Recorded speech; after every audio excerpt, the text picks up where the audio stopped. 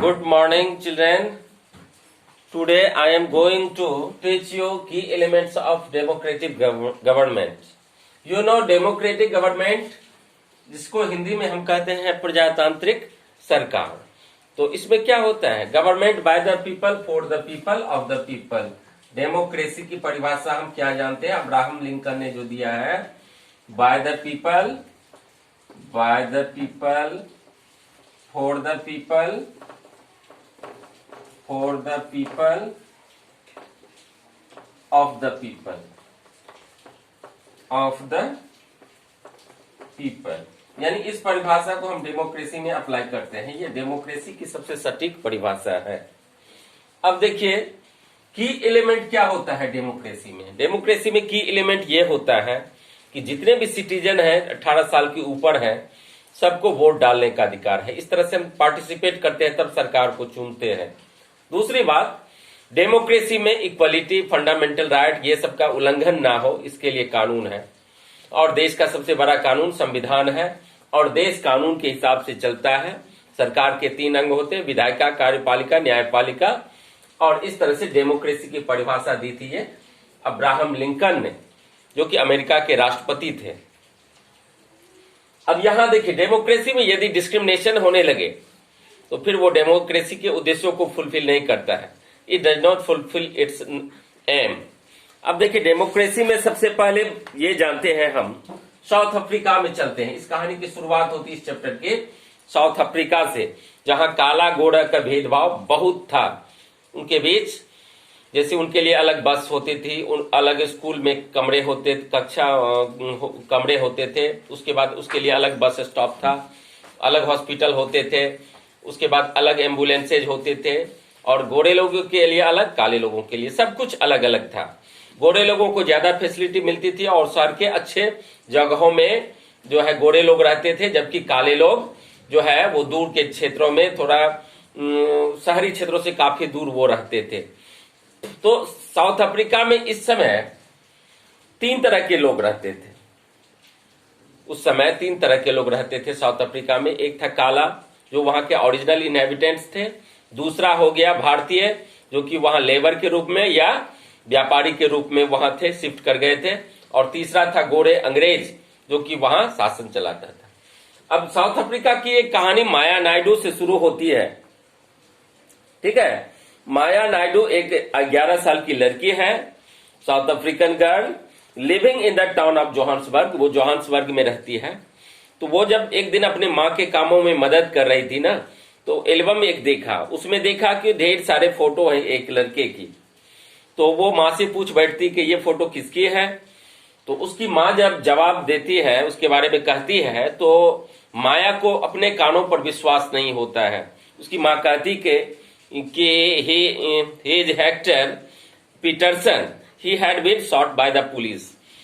चूंकि जब अंग्रेजी भाषा वहां की जो भाषा थोपी जा रही थी, श्वेत लोग अपनी भाषा थोपना चाहते थे एजुकेशन में, सेक्टर में, तो उसके प्रोटेस्ट में ये आए। कौन? हेक्टर पीटरसन और उसके कुछ साथी। तो जब वो प्रोटेस्ट कर रहे थे, उसी समय पुलिस की एक गोली हेक्टर को लगी और हेक्टर वहीं मारा चला गया। तो her mother explained that south Africa was earlier governed bye apartheid law.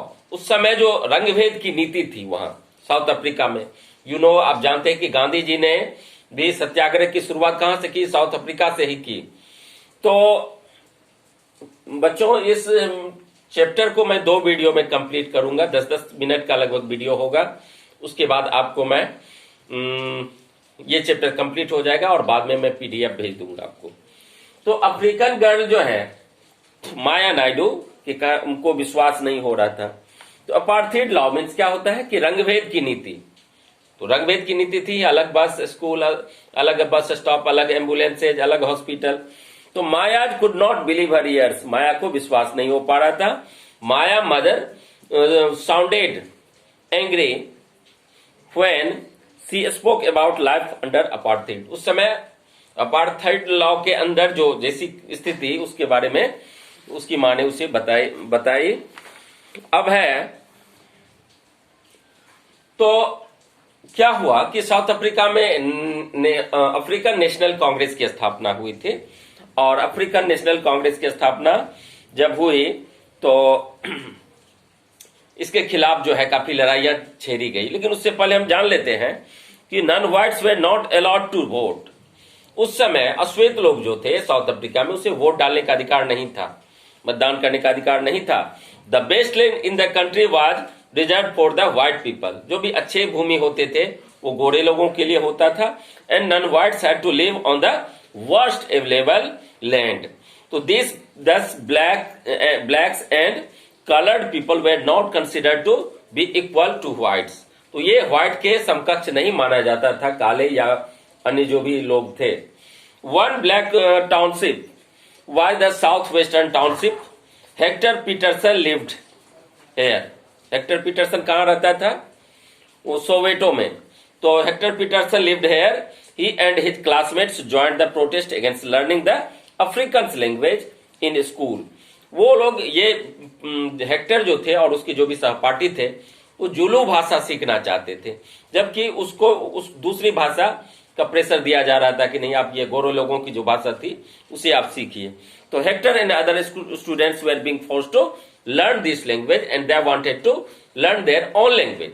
Hector wanted to learn their own language and so he protested and after some time he was killed mercilessly. He was shot dead by a bullet.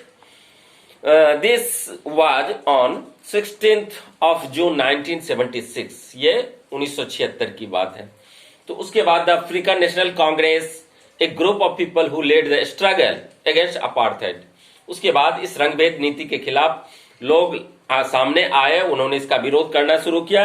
And their most well known leader Nelson Mandela सामने आए, बहुत बड़ा नेता। जिस तरह से भारत में गांधी जी का रोल है उसी तरह साउथ अफ्रीका में नेल्सन मंडेला जी का रोल है। उसने एक पुस्तक लिखी थी, a long walk to freedom. वो कई सालों तक जेल में रहे और अंततः उसने क्या किया कि अफ्रीका को एक डेमोक्रेटिक नेशन में तब्दील करवाया। Finally they succeeded and in 1994 south Africa became a democratic nation। 1994 में याद रखनी है, इन 1994 the South Africa became a democratic country in which people of all races, सभी वर्गों के लोग, काला हो गोरा हो किसी भी धर्म का हो, were considered equal। उसको अब इक्वल समान समझे जाने लगे।